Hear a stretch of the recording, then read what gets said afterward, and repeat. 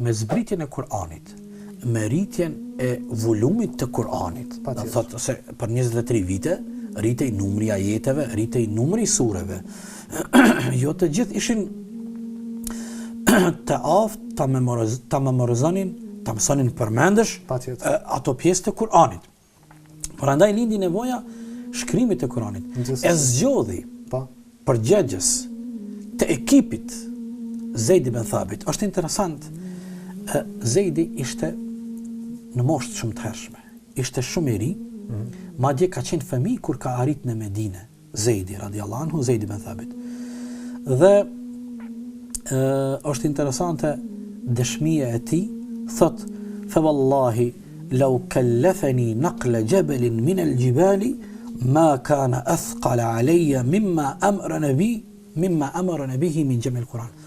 Thot sikur sa thot shiqo sa e ka kuptu seriozisht dhe sa rënd e ka marrë këtë përgjegjësi. Thot ma e lehtë për mua do të ishte sikur të mu ngarkonin disa bjeshk, se sa tubimi dhe shkrimi i Kur'anit. Patjetër, një përgjegjësi shumë e madhe.